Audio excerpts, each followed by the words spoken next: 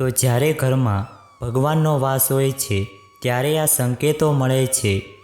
Number 1, જો તમને રાત્રે ઊંઘમાં વારંવાર સપના આવે છે અને તમારા સપનામાં મંદિર, ભગવાનની મૂર્તિ કે ફોટા દેખાય છે, તો તેનો અર્થ એ છે કે ભગવાનના આશીર્વાદ તમારા પર છે. નંબર 2, પૂજાના સમયે જો દીવાની જ્યોત અચાનક જ ઝડપથી બળવા લાગે છે, તો સમજી લેવું કે તમારી પૂજા સફળ થવા જઈ રહી છે અને ભગવાનની કૃપાથી તમારા દુઃખના દિવસો જલ્દી પૂરા થશે. પૂજા દરમિયાન ઘરમાં મહેમાનનું આવવું પણ ભગવાનના આશીર્વાદની નિશાની છે. જો મહેમાન કોઈ પણ ઉપહાર લઈને આવે છે, તો એ સ્પષ્ટ સંકેત છે કે ભગવાને તમારી પૂજા સ્વીકારી લીધી છે. જો પક્ષીઓ ઘરના મુખ્ય દરવાજાની આસપાસ માળો બનાવે છે, તો આ તમારી પૂજા સફળ થઈ છે તેનો પુરાવો છે. પક્ષીઓ અને તેમના બચ્ચાને ભૂલથી પણ પરેશાન ન કરો. તેના બદલે તેમના માટે ઘરે દાણા અને પાણી રાખો. જો તમે પૂજા કરતી વખતે એટલા ભાવુક થઈ જાઓ છો કે તમારી આંખમાંથી આંસુ વહેવા લાગે છે, તો એ સંકેત છે કે ભગવાને તમારા હૃદયનો પોકાર સાંભળ્યો છે. નંબર 4, જો તમે વારંવાર સવારે 3 થી 5:30 વાગ્યાની વચ્ચે એટલે કે બ્રહ્મ મુહૂર્તમાં જાગી જાઓ છો, તો તે ભગવાન તરફથી સંકેત છે કે ભગવાન તમારી ભક્તિથી પ્રસન્ન છે. જો કોઈ વ્યક્તિ રાત્રે 3 વાગ્યા પછી અચાનક વારંવાર જાગી જાય છે, તો તેને નાની વાત ન સમજો. એવું માનવામાં આવે છે કે રાત્રે 3 વાગ્યા પછી દેવી દેવતાઓની શક્તિઓ જાગી જાય છે. તે તમને ઘણું બધું કહેવા માંગે છે. આવી સ્થિતિમાં તમારું વારંવાર 3 વાગ્યા પછી જાગવું એ સફળતાની નિશાની છે. રાત્રે 3 વાગ્યા પછી દેવી દેવતાઓ પાસેથી માંગેલું વરદાન ક્યારેય ખાલી જતું નથી. ભગવાન તમારી પ્રાર્થના ચોક્કસપણે સાંભળે છે.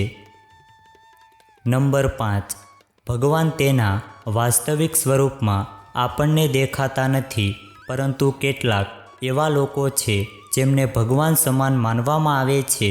તેમાં માતા અને પિતા, ગુરુ અથવા બ્રાહ્મણનો સમાવેશ થાય છે.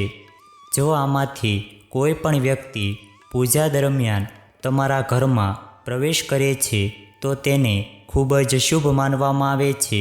તમારે તેમને ખાલી હાથે પાછા ન જવા દેવા જોઈએ.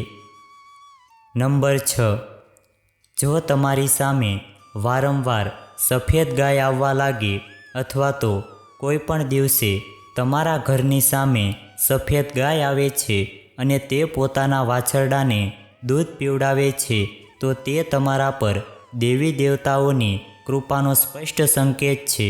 તે જણાવે છે કે તમારી પ્રાર્થના સફળ થઈ રહી છે અને તમારું જીવન સમૃદ્ધ બનશે. તમારી બધી મનોકામના દૂર થવા જઈ રહી છે. ઈશ્વર તમારી બધી મુશ્કેલીઓ અને ખરાબ દિવસોનો અંત લાવવા જઈ રહ્યા છે. નંબર 7, જો તમે સવારે પૂજા કર્યા પછી ઘરની બહાર નીકળો છો અને જો તમને વાંદરાનું ટોળું દેખાય છે, તો તેનો અર્થ એ છે કે તમારી પૂજા સફળ થવાની છે. ભગવાન તમારા પર મહેરબાન છે. તે વાંદરાઓને ભોજન આપવાનો પ્રયાસ કરો. જો તમે કોઈ પણ અગરબત્તી, રૂમ સ્પ્રે અથવા તો કૃત્રિમ સુગંધનો ઉપયોગ કર્યા વિના પણ તમારા ઘરમાં સુગંધ અને તાજગી અનુભવો છો, તો સમજો કે ભગવાનની કૃપા તમારા પર છે અને તમારા દિવસો જલ્દી બદલાઈ જવાના છે. નંબર 8, જો તમને સતત 3 દિવસ ઘરની બહાર નીકળતી વખતે નીલકંઠ પક્ષી દેખાય, તો સમજવું કે ભગવાને તમારી પ્રાર્થના સાંભળી લીધી છે અને તમારી ઈચ્છા જલ્દી પૂર્ણ થવા જઈ રહી છે. નીલકંઠ પક્ષીના દર્શન ભગવાન મહાદેવના આશીર્વાદની નિશાની છે. માતા લક્ષ્મી જે ઘરમાં આવે છે, તે ઘરના લોકોની ખાવાની આદતો બદલાવવા લાગે છે. કહેવાય છે કે આવા ઘરોમાં લોકોને ભૂખ ઓછી લાગે છે ખાસ વાત એ છે કે આવા લોકો ઓછું ખાય છે. આ સિવાય આવા ઘરના લોકો નશા અને માંસાહાર ખાવાથી પણ દૂર રહે છે. નંબર 9.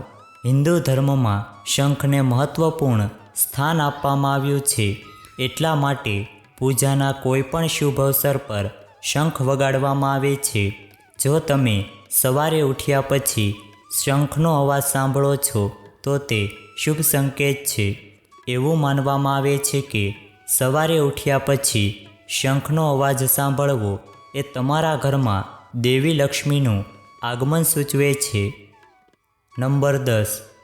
જો કોઈ વ્યક્તિનો સંતાન આજ્ઞાકારી છે તો આ પણ ભગવાનની કૃપા છે. અન્યથા આજના યુગમાં મોટા ભાગના લોકો પોતાના બાળકોના કારણે દુઃખી થાય છે.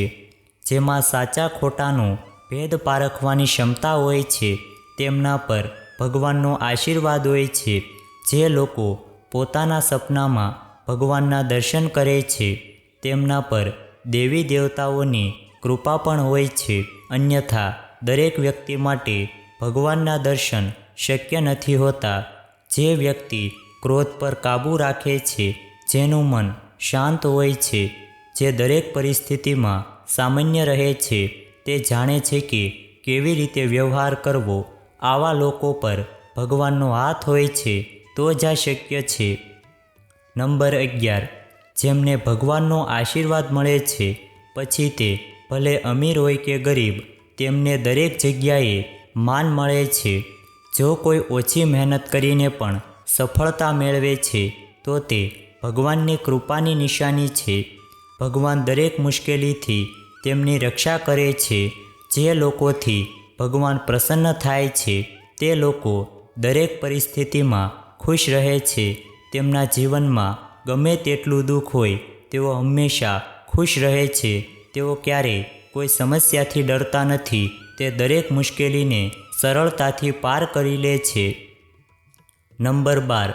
જે લોકોનું સ્વાસ્થ્ય સારું હોય છે તેમના પર ભગવાનના વિશેષ આશીર્વાદ હોય છે.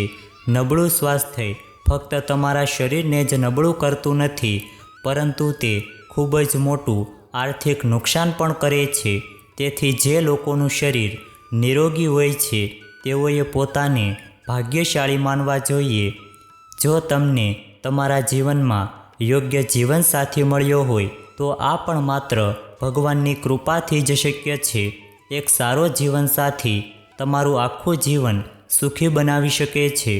પરંતુ જો તમને કોઈ ખરાબ જીવનસાથી મળે છે તો તમારું આખું જીવન ઝઘડા અને પરેશાનીઓ વચ્ચે પસાર થાય છે. નંબર 13. જ્યારે ભગવાન તમારી સાથે હોય ત્યારે તમે સંપૂર્ણપણે એકલા અનુભવશો. તમે જાણતા નથી કે તમારે આગળ શું કરવું જોઈએ. તમે તમારી જાતને એવી પરિસ્થિતિમાં અનુભવશો જ્યાં કોઈ તમને મદદ કરશે નહીં.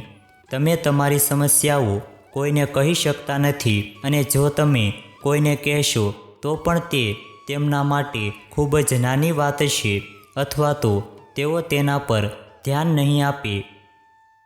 નંબર 14. તમે દુઃખની ચરમસીમાનો અનુભવ કરશો. તમે મહાન સંતોના જીવન જોયા જ છે. તેમના જીવનમાં ભારે દુઃખની એક ક્ષણ આવી પછી આ જીવન અને ભૌતિક સુખોથી પરે ભગવાનને જાણવાની તરસ જાગી. આ રીતે તેને અંતે ભગવાનનો સાક્ષાત્કાર થયો. આ દુઃખોથી વ્યક્તિ ભાંગી પડે છે, પરંતુ આ દુઃખોથી તેનામાં ભગવાન પ્રત્યેનો પ્રેમ પણ ઉત્પન્ન થાય છે.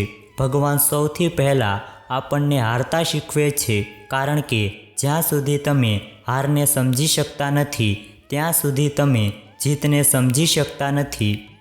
જો આ વિડીયો તમને પસંદ આવ્યો હોય તો વિડીયોને લાઈક કરજો, ચેનલને પણ સબસ્ક્રાઈબ કરજો અને બાજુમાં આપેલા બેલ આઇકનને પ્રેસ કરીને ઓલ ઉપર સિલેક્ટ કરી લેજો, જેથી તમને વિડીયોની નોટિફિકેશન સૌથી પહેલાં મળતી રહે. અને કોમેન્ટ બોક્સમાં જય શ્રી કૃષ્ણ જરૂરથી લખજો. વિડીયોને છેલ્લે સુધી જોવા બદલ આપનો ખૂબ ખૂબ આભાર.